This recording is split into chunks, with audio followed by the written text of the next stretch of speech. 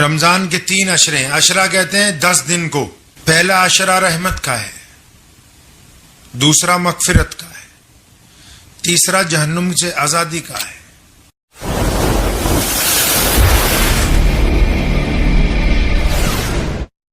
شروع اللہ تعالیٰ کے نام سے جو بڑا مہربان اور نہایت ہی رحم کرنے والا ہے. رمضان المبارک کا آج پہلا روزہ ہے اور دوسری تراویح آپ تمام حضرات پڑھ کے الحمدللہ فارغ ہو چکے ہوں گے. پیارے نبی حضرت محمد رسول اللہ صلی اللہ تعالی علیہ وسلم نے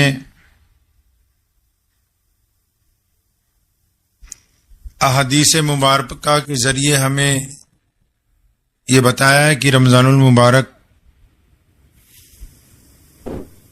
یہ تینوں عشرے جو ہیں، پہلا عشرہ رحمت کا ہے، دوسرا مغفرت کا ہے اور تیسرا جہنم سے آزادی کا ہے. رمضان دراصل ایک انقلابی عبادت ہے جو انسان کو تبدیل کرنے کے لیے شروع کی گئی. جو لوگ روزہ رکھتے ہیں، روزہ در حقیقت ہاتھوں کا، آنکھوں کا، زبان کا، دل کا، نظریات کی پاکی کا. اور یہ روزہ تبھی کامیاب ہوتا ہے جب ہم اپنے دل سے برائیوں کو چھوڑ کے اچھائیوں کی طرف چلتے ہیں.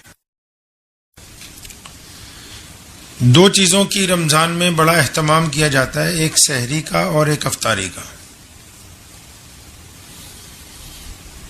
آپ کو ایک اہم بات آج بتانا چاہتا ہوں کہ ہم سب جو سحری کرتے ہیں صبح کو،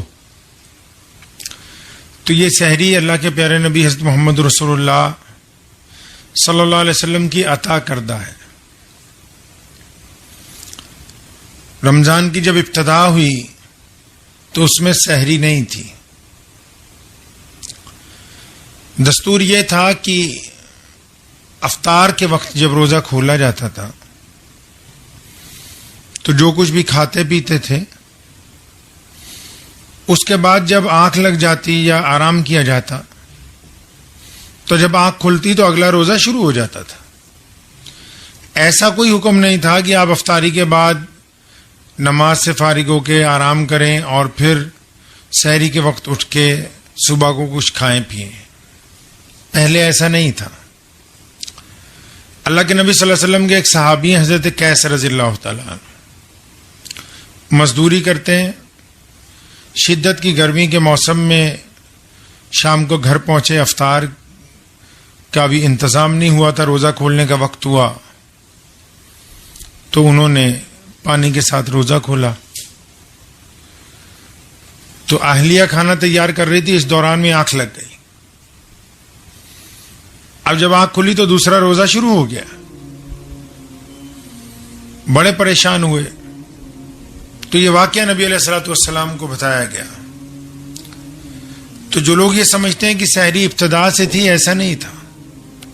اس واقعے کے بعد رسول کریم صلی اللہ علیہ وسلم نے یہ سحری کی سنت کی ابتدا فرمائی اور یہ ایک نعمت کے طور پر امت کو دی ہے اور تاکید بھی فرمائی کہ سحری ضرور کریں، خواہ ایک کھجور کی ہی کیوں نہ ہو. تو ایسا پہلے نہیں تھا کہ روزے کے ساتھ سحری ہوتی تھی. یہ محمد رسول اللہ صلی اللہ علیہ وسلم نے ہمیں عطا کیے. روزہ پہلی امتوں میں بھی تھا، سحری نہیں تھی، افطار تھا. ہمارے نبی علیہ الصلوۃ والسلام نے ہم کو سحری بھی عطا فرمائی. آدم علیہ الصلوۃ والسلام کی اولاد میں ایک بادشاہ گزرا ہے. اس بادشاہ نے، اس کی حکومت میں قحط پڑ گیا تو لوگوں نے ایک رواج بنایا کہ ہم لوگ ایسا کریں کہ جو صبح دوپہر شام کھانا کھاتے ہیں، ایک وقت کا کھانا نہیں کھائیں گے اور وہ ان علاقوں کو کھانا دیں گے جہاں کھانا نہیں ہے. ان کی یہ بات اللہ کو اتنی اچھی لگی کہ اس کو عبادت کے اندر شامل کر لیا. اور رمضان المبارک میں جہاں عبادت بہت بڑا جز ہے، وہاں فراخ دلی کے ساتھ دوسروں کی مدد کرنا ابتدا سے اسلام کا بہت بڑا حصہ رہا ہے. آج بھی پوری دنیا میں زکوٰۃ اور صدقات دینے میں مسلمان جو ہیں سب سر فہرست ہیں. تو ہمیں بھی اپنے اکابرین کے مطابق رسول اللہ صلی اللہ علیہ وسلم کے احکامات کے مد نظر حضرات صحابہ کرام رضی اللہ تعالی اجمعین کی زندگیوں کے مطابق اس بات کو یقینی بنانا ہے کہ روزے کے دوران ہمارے عزیز و اقارب میں بہت سارے لوگوں کو آپ دیکھتے ہیں رمضان میں وہ لوگوں کو سحری افطاری کروانے کے لیے اپنے گھروں میں دعوتیں کرتے ہیں. کچھ لوگ اپنا گھر دکھانے کے لیے لوگوں کو بلاتے ہیں افطار پر. اپنا اپنا نظریہ ہے، لیکن نظریہ وہی قبول ہوگا جس کی نیت پاک ہوگی اللہ کے نزدیک. آپ کے نظریے کی نیت کیا ہے یہ دیکھنا لازمی بات ہے. تو یہ ضروری ہے کہ جب رمضان میں آج کے دور کے اندر جب ہم رمضان المبارک گزار رہے ہیں تو اس رمضان المبارک میں کہ کیا ہم اخلاص نیت کے ساتھ ان لوگوں کی مدد کر رہے ہیں جن کی مدد ہم پر واجب ہے. لوگ دکھاوے کے لیے دور دور مدد کرنے کے لیے جا رہے ہیں، اور اگر آپ کا اپنا بھائی مستحق ہے مدد کا تو پھر آپ اتنی دور کرنے کیا جا رہے ہیں؟ اپنے بھائی کی مدد کیوں نہیں کر رہے؟ آپ کا اپنا پڑوسی مستحق ہے. کچھ دقیانوسی لوگ یہ پوچھتے ہیں کہ پڑوسی کا مذہب کون سا ہونا چاہیے. پڑوسی کا مذہب پڑوسی ہوتا ہے اور کچھ نہیں ہوتا ہے. آپ کا پڑوسی اگر بھوکا ہو، خواہ کسی بھی مذہب سے تعلق رکھتا ہو، تو پھر ابھی رمضان کے احکامات کی تکمیل نہیں ہوئی ہے. محلے میں کچھ لوگ ایسے موجود ہیں جن کے پاس خورد و نوش کی اشیاء مکمل نہیں ہیں، اور پھر ہم کہہ رہے ہیں کہ ہم لوگوں کو سامان تقسیم کریں گے. تو کیا ان محلے میں ان لوگوں کی ہماری خبرگیری کرنا ہم پر لازم نہیں ہے؟ ان کی خبرگیری بھی ہم پر لازم ہے. پیارے نبی حضرت محمد رسول اللہ صلی اللہ علیہ وسلم پوری کائنات کے لیے جو رحمت بن کر آئے ہیں، ہم سب کے نبی ہیں. ہماری امت کی ماں امی عائشہ رضی اللہ تعالی عنہا فرماتی ہیں کہ رسول اللہ صلی اللہ علیہ وسلم رمضان کریم میں ہوا جو چلتی ہے اس سے زیادہ فیاض تھے کہ تیز ہوا اس رفتار سے نہیں چل سکتی جس رفتار سے رسول اللہ صلی اللہ علیہ وسلم لوگوں کو بانٹتے تھے. بانٹنے کے لیے رقم زیادہ ہونی ضروری نہیں ہے، بانٹنے کے لیے زیادہ مال ہونا ضروری نہیں ہے. بانٹنے کے لیے ایک نیک دل، اللہ کے اوپر اعتماد ہونا زیادہ ضروری ہے. مالاں والے سخی نہیں ہوندے، مالاں والے سخی نہیں ہوندے، سخیاں کول مال نہیں ہوندے. مالاں والے سخی نہیں ہوندے، سخیاں کول مال نہیں ہوندے. ایتھے اوتھے دونوں جہاں سخی کدی پریشان نہیں ہوندے. اگر آپ میں جذبہ ہے تقسیم کرنے کا، آپ میں جذبہ ہے دوسرے کی مدد کرنے کا، تو آپ کے پاس مال کہاں سے آئے گا، کہاں سے اشیاء آئیں گی، کہاں سے خورد و نوش کا سامان آئے گا، یہ اللہ پر چھوڑیں. آپ ابتدا تو کریں، ابتدا تو کیجئے کم از کم. اور جن کا آپ پر حق ہے آپ ان سے نظریں نہیں چرا سکتے ہیں. اللہ تبارک و تعالیٰ کو یہ بات نہیں پسند. اللہ تعالیٰ طاقتور مومن کو پسند کرتے ہیں، اللہ کو فیاض مومن پسند ہے، اللہ کو رحم دل بندے پسند ہیں، اللہ کو سخی لوگ زیادہ پسند ہیں. اللہ تعالیٰ نے آپ کو بہترین بنایا ہے. میں جب چھوٹا تھا تو میرے دادا حضرت مولانا مفتی محمد احمد رحمانی لدھیانوی رحمۃ اللہ علیہ، تو میں اکثر دیکھا کرتا تھا کہ حضرت کے پاس بہت سارے لوگ کچھ نہ کچھ مانگنے آتے ہیں، اور کئی تو بار بار آتے ہیں. تو میں نے ایک دن اپنی عقل کے مطابق عرض کی کہ دادا جان یہ ایک شخص ہے، یہ بار بار آتا ہے روزانہ. تو فرمانے لگے کہ کیا یہ بہتر نہیں ہے کہ اللہ تعالیٰ نے آپ کو دینے والوں میں رکھا ہے، لینے والوں میں نہیں رکھا ہے۔ ان کی یہ بات ہمارے دل پر نقش ہو گئی۔ آپ بھی اطمینان سے اس بات کو سوچیں کہ اگر کوئی ضرورت مند آپ کے گھر تک آ رہا ہے یا رمضان میں آپ کسی کی توجہ کا مرکز بن گئے تو یہ اللہ کی نعمت ہے آپ کے لیے۔ اللہ تعالیٰ نے یہ پسند کیا، دینے کو اللہ تعالیٰ کسی کو بھی دے سکتے ہیں۔ ضروری نہیں ہے کہ آپ کے ہاتھ سے دلوایا جائے، ایسا ضروری نہیں ہے، کسی کو بھی یہ اختیار دیا جا سکتا ہے۔ حضرت مولانا حبیب الرحمان صاحب لدھیانوی رحمۃ اللہ علیہ فرماتے ہیں کہ میں اور سید طاء شاہ بخاری رحمۃ اللہ علیہ اور سوامی شردانند جی مہاراج ایک سمے تھا انگریز کے خلاف جب لڑ رہے تھے تو دھرم شالہ ہماچل کی جیل میں یہ لوگ اکٹھے تھے۔ فرماتے ہیں کہ روزانہ قرآن پاک پڑھتے تھے اور اس کا ترجمہ بھی کرتے تھے۔ تو فرماتے ہیں کہ ایک دن قل اللہ شریف کا ترجمہ چل رہا تھا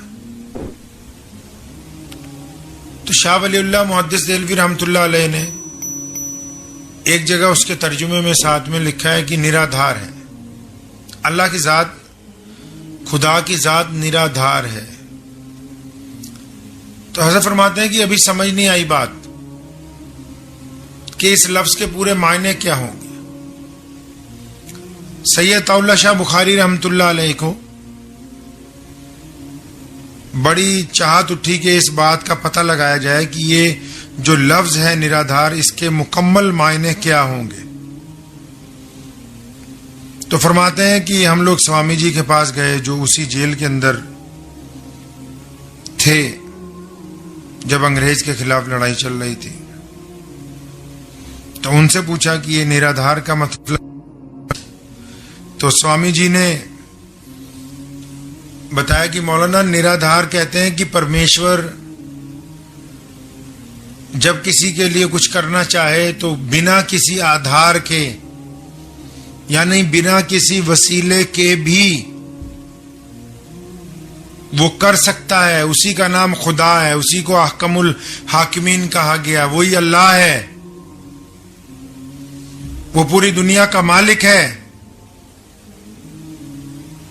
فرماتے ہیں کہ جب یہ ترجمہ سنا تو پورے دل میں اطمینان ہو گیا کہ بالکل یہ جو قرآن پاک میں کہا قل اللہ احد اللہ الصمد کہ اللہ بے نیاز ہے،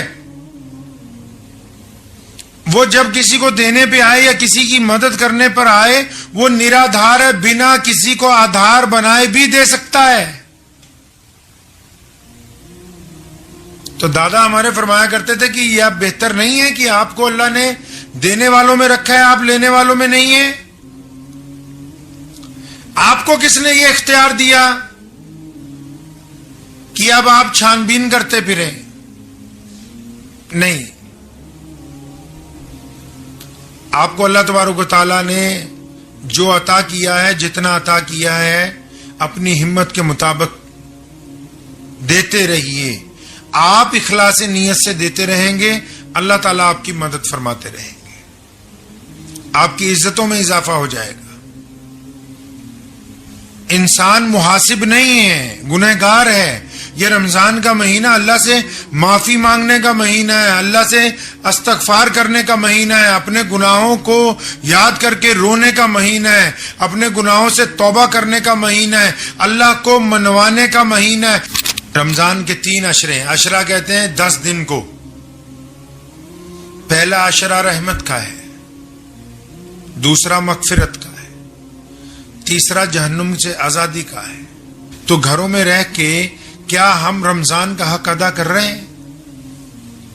میں نے کل کی گفتگو میں بھی آپ کو کہا تھا، کیا ہم نے ان لوگوں کو معاف کر دیا جو ہم سے معافی چاہتے ہیں؟ کیا ہم نے صلہ رحمی شروع کی ہے؟ کیا روزہ رکھنے کے بعد ہم نے اب کسی کو تانا تو نہیں مارا؟ کیا روزہ رکھنے کے بعد ہم نے کسی کے دل کو تکلیف تو نہیں پہنچائی ہے؟ کیا روزہ رکھنے کے بعد ہم کسی اپنے پڑوسی کو پریشان تو نہیں کر رہے ہیں؟ کیا روزہ رکھنے کے بعد ہم عبادتیں اخلاص کے ساتھ کر رہے ہیں؟ کیا روزے کے ساتھ نماز پنجگانہ چل رہی ہے؟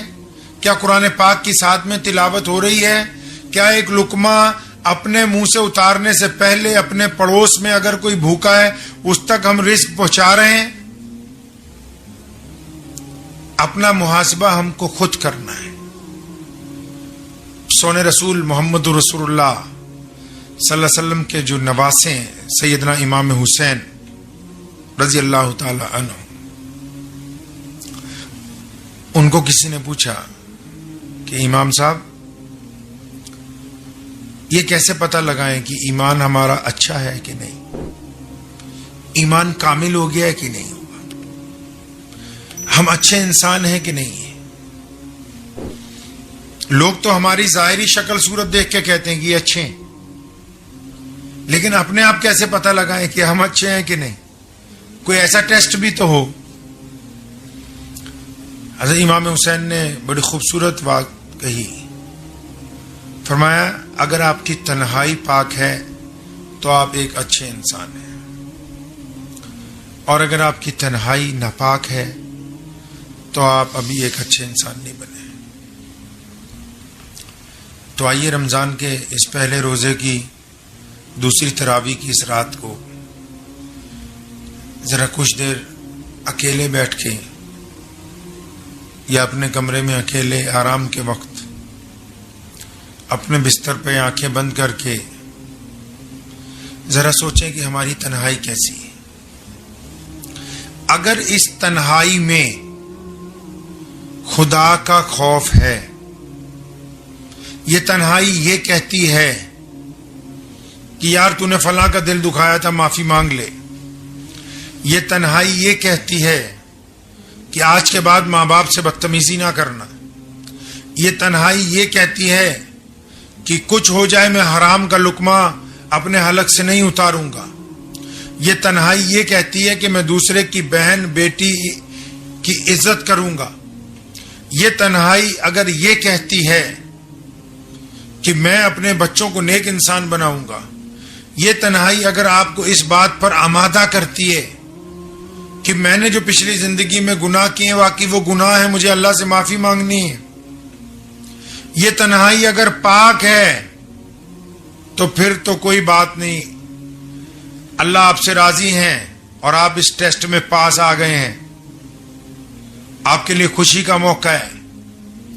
لیکن اگر آپ اچانک اکیلے آرام کرتے ہیں، اکیلے بیٹھتے ہیں اور اس اکیلے تنہائی میں آپ ارادہ کرتے ہیں کسی کے ساتھ منہ کالا کرنے کا، آپ ارادہ کرتے ہیں کسی کی بہو بہن بیٹی کے ساتھ کوئی گندا ارادہ بناتے ہیں، آپ اگر ارادہ کرتے ہیں کسی کے ساتھ دھوکہ کرنے کا، ٹھگی مارنے کا، بے ایمانی کرنے کا، کسی کو غلط نگاہ سے دیکھنے کا ارادہ بناتے ہیں، سازش تیار کرتے ہیں، اپنے من میں ایسی باتیں سوچتے ہیں جو ہو بھی نہیں سکتی، لیکن آپ کوشش کرتے ہیں، آپ کا ارادہ ہے کہ اگر موقع ملے تو میں فلاں غلط کام کر گزروں گا، تو اس کا مطلب آپ ابھی ایمان والے نہیں ہیں. یہ ہمارے لیے دکھ کی بات ہوگی. تو کسی سے کیا پوچھنا ہے کہ ایمان کس درجے پر ہے؟ ہمیں خود پتہ ہے، ہم خود جانتے ہیں کہ ہماری تنہائیاں کیسی ہیں. لوگوں کے سامنے نیک بننا کوئی بڑی بات نہیں ہے، لوگوں کے ساتھ اچھے بن کے بیٹھ جانا، سفید کپڑوں میں بیٹھنا کوئی بڑی بات نہیں ہے. لوگوں میں ہر بند ہے، لیکن کیا وہ اپنے ضمیر کا مجرم تو نہیں ہے؟ اگر وہ ضمیر کا مجرم ہے تو پھر خدا کا بھی مجرم ہے. اگر ضمیر کا مجرم ہے تو ابھی خدا کا مجرم ہے. اور جب تک ضمیر یہ نہیں کہتا کہ ہاں اب تو ایک اچھا انسان بن گیا ہے، ہاں اب تو پلٹ آیا ہے نیکی کی طرف، تب تک آپ اللہ کو راضی نہیں کر سکتے. پہلے اپنے ضمیر کے سامنے سر اٹھا کر جینے کی ہمت کیجیے. اور یہ کوئی بڑا کام نہیں ہے، پریشان نہ ہو، اللہ گنہگاروں کو معاف کرنے کے لیے تیار ہے. اللہ فرماتے ہیں کہ میں اپنے بندوں کو معاف کرنے کے لیے تیار